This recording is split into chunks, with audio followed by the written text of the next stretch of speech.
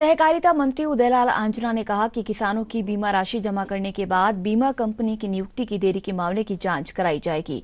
आज विधानसभा में प्रश्नकाल में सहकारिता मंत्री ने उदयपुर सेंट्रल कोऑपरेटिव बैंक द्वारा किसानों का बीमा कराने के मामले में पूछे गए पूरक प्रश्नों के जवाब में ये जानकारी दी।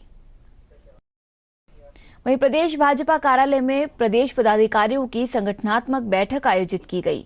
बैठक में जेपी नड्डा के दौरे और उपचुनाव की तैयारियों को लेकर चर्चा की गई। बैठक में प्रदेश के प्रभारी और राष्ट्रीय महामंत्री अरुण सिंह, प्रदेश अध्यक्ष डॉक्टर सतीश पूनिया, संगठन महामंत्री चंद्रशेखर सहित कई पदाधिकारियों ने भाग लिया। वहीं इस दौरान अरुण सिंह ने पुस्तक भाजपा है तो भरोसा है का विमोचन किया।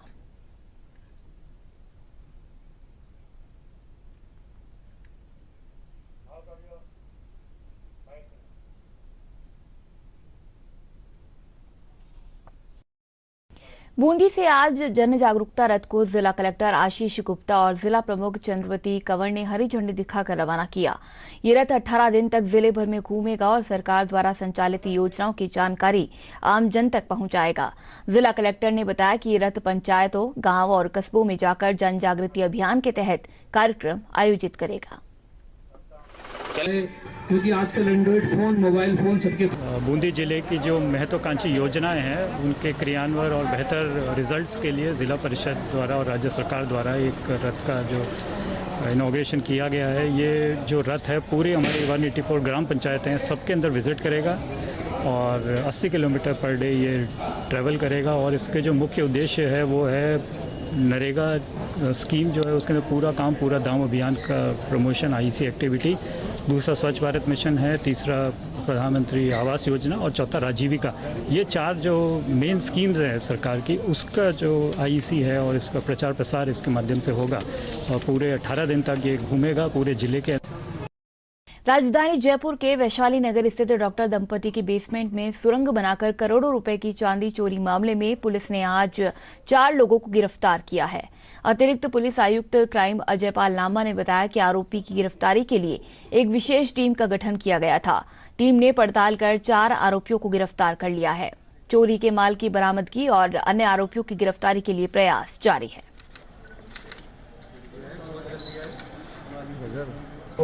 उनके द्वारा वैशाली नगर थाने में एक रिपोर्ट दी गई जिसमें बताया गया है कि उन्होंने अपने घर के अंदर सिल्वर की ब्रिक्स बनवा करके काफी ज्यादा मात्रा में सिल्वर, चांदी जो है उसको अपने फर्श के नीचे दबाया हुआ है और उस फर्श के नीचे दबाए हुए चांदी की जो सिलियां थी उनको टनल बना करके जमीन में एक सुरंग खोद करके उसकी चोरी कर ली गई है।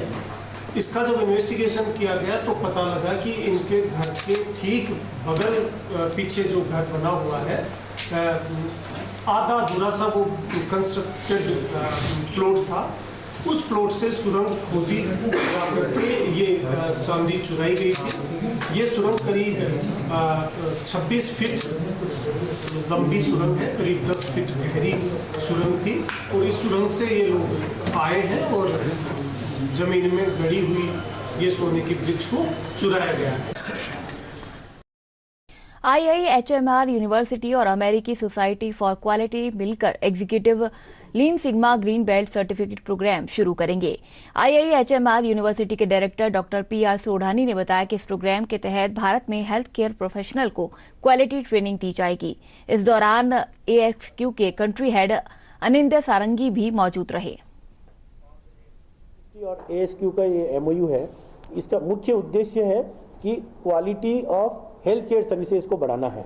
इसके लिए हम भारत सरकार, राज्य सरकारों और अन्य एजेंसियों के साथ काम करके इस चीज़ को आगे बढ़ाएंगे और इसके अंदर कई सारी एक्टिविटीज़ होने वाली है, जैसे कि तरह तरह के ट्रेनिंग प्रोग्राम्स आयोजित किए जाएंगे जो डॉक्टर्स के लिए हो सकते हैं, नर्सिंग स्टाफ के लिए हो सकते हैं, हॉस्पिटल एडमिनिस्ट्रेटर्स के लिए हो सकती हैं। और क्वालिटी इम्प्रूवमेंट एक बहुत बड़ा पक्ष है, सरकारों के साथ मिलके और जो जिस तरह के ट्रेनिंग प्रोग्राम्स की जरूरत है वैसे ट्रेनिंग प्रोग्राम को डिजाइन किया जाएगा और प्रशिक्षण दिया जाएगा। जयपुर के अणु विभाग केंद्र में आज 73वें अणुव्रत स्थापना दिवस को लेकर पत्रकार वार्ता आयोजित की गई। अणुव्रत समिति के नवनिर्वाचित अध्यक्ष विमल कोलेचा ने अणुव्रत के लक्ष्य और उद्देश्यों के अंतर्गत किए जाने वाले कार्यों जैसे कि नशा मुक्ति, जीवन विज्ञान और अणुव्रत के चेतना कार्यक्रम पर प्रकाश डाला। की स्थापना 1 मार्च 1949 को की गई थी। आज उसका 73वां स्थापना दिवस मनाया जा रहा है। इसके अंदर पूरे देश के अंदर हमारे 155 समितियां बनी हुई है, उनमें एक साथ सब जगह प्रेस से समांतर कार्यक्रम रखा गया है। आज 73वां वर्ष उनका प्रारंभ हो चुका है स्थापना दिवस का। इसके अंदर मेनली जो काम किया जाएगा, इसके अंदर पर्यावरण पे है, नशा मुक्ति पे है, जीवन विज्ञान पे, परीक्षा ध्यान पे, कई सारे आयाम हैं जो समय समय पर इसको हम आगे चलाते रहेंगे। और पर्टिकुलरली आप लोगों के साथ में, जो पत्रकारों के साथ में, मीडिया के साथ में संपर्क करके बराबर, ताकि इसका प्रचार प्रसार पूरा हो सके। और अभी हमारा कल ही शपथ ग्रहण समारोह आयोजित हुआ है। इसके अंदर आने वाले 2 समय के लिए हम अलग अलग समय में अलग अलग चीज़ें करेंगे। यहाँ अहिंसा प्रशिक्षण केंद्र का भी रखा रहेंगे, जिसके अंदर सिलाई मशीन वगैरह कार्यक्रम वगैरह जो हमारे सेंटर से हमें जो निर्देश प्राप्त होगा, उनको हम यहाँ पर कार्यक्रम को समय समय पर चलाते रहेंगे। विधानसभा के बजट सत्र में आज भाजपा विधायक वासुदेव देवनानी द्वारा राजस्थान विश्वविद्यालय के बाहर धरना दे रहे एबीवीपी छात्रों पर हमले का मामला उठाते हुए बिना अनुमति ही बोलने लगे। इस पर विधानसभा अध्यक्ष डॉक्टर सीपी जोशी ने उन्हें टोका, लेकिन उन्होंने बोलना बंद नहीं किया। इससे नाराज होकर विधानसभा अध्यक्ष ने विधायक को 1 दिन के लिए सदन से बाहर निकाल दिया। इससे नाराज होकर सभी भाजपा विधायक सदन से बहिष्कार कर चले गए। हमारे किसी भी मान्य सदस्य का लोकतांत्रिक अधिकार छीनने की कोशिश होगी तो पूरा विधायक दल प्रतिपक्ष के नेता की अगुवाई में एकमुखी होकर हम उसके लिए संघर्ष करेंगे। हम आसन का सम्मान करते हैं, परंतु इसका मतलब यह नहीं कि आसन और सरकार दोनों मिलकर हमारे मान्य सदस्यों पर इस प्रकार के प्रतिबंध लगाए जो संवैधानिक तौर पर ठीक नहीं। आज जो कुछ हुआ, मैं समझता हूं कि सदन की कार्रवाई बाधित होना और आज जिस प्रकार के महत्वपूर्ण विषय पर चिकित्सालयों से बच्चों की चोरी हो जाना, सरेआम गुंडों द्वारा गोली चला देना, कई ऐसे विषय पर सघन प्रस्ताव थे और हमारे 13 मान्य सदस्य बोलना चाहते थे। विधायी दल की बैठक में हमने निर्णय लिया है कि हमें पुनः जब सदन जुड़ेगा परसों, तब 10 बजे विधायी दल की मीटिंग करेंगे और जब तक वासुदेव जी देवनानी सदन में नहीं जाएंगे तब तक पूरा विधायक दल हमें हमारे नेता के निर्देश पर इनके साथ खड़े मिलेंगे। तो महत्वपूर्ण विषय पे भी जब उन्होंने अनुमति नहीं दी तो मैंने मर्यादाओं का पालन करते हुए उन्होंने स्थगन अस्वीकार करने के बाद 295 सारी सूची पढ़ ली। जब पहला स्थगन उन्होंने किसी को बुलाया तो मैंने खड़े होकर के अपना विषय रखना चाहा। उस पर उन्होंने जिस प्रकार का अपना निर्णय दिए, मैं समझता हूँ वो निर्णय ठीक नहीं है, लोकतंत्र के लिए भी ठीक नहीं है। और उसके लिए जो हमारे सदन के नेता और उपनेता अपना पक्ष रखना चाह रहे थे, उनको भी बार बार मैं आपका नाम पुकार दूंगा और उनको भी नहीं बोलने दिया जाए तो फिर आखिर विपक्ष कहां जाएगा। और ये आज से नहीं, मैं तो पिछले कई सत्रों से इस प्रकार का अनुभव कर रहा हूं कि हमें निश्चित रूप से बोलने की अनुमति नहीं दी जाती। जयपुर के सवाई मानसिंह अस्पताल, आरयूएचएस सहित लगभग 78 सरकारी तथा 20 गैर सरकारी केंद्रों पर कोविड टीकाकरण के दूसरे चरण में वैक्सीन लगाई जा रही है। बड़ी संख्या में लोग टीकाकरण के लिए इन केंद्रों पर पहुंच रहे हैं। लोगों ने अपनी प्रतिक्रिया में कहा कि वैक्सीनेशन के बाद उन्हें किसी भी तरह की कोई परेशानी का सामना नहीं करना पड़ा।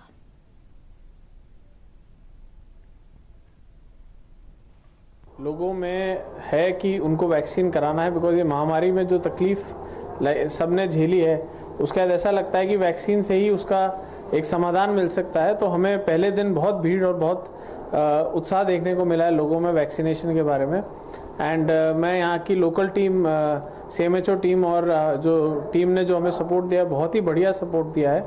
वैक्सीन बिल्कुल नॉर्मल तरीके से लगी है और कोई किसी तरह की प्रॉब्लम्स नहीं है, कोई सिम्टम्स नहीं है।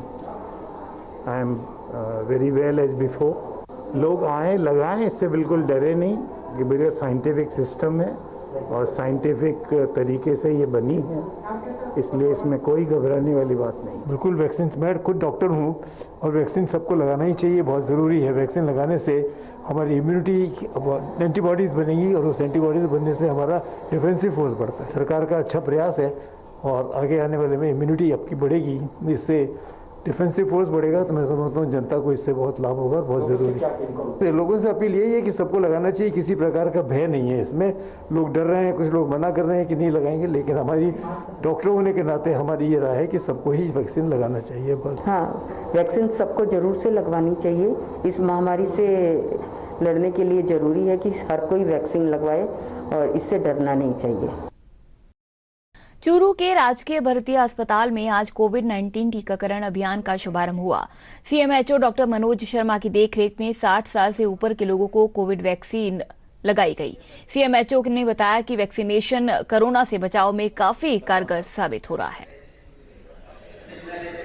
जो 60 साल से ज़्यादा बड़े हैं और 45 से ज़्यादा बड़े हैं, जो कोमोर्बिड हैं, उन सबका टीकाकरण किया जाएगा।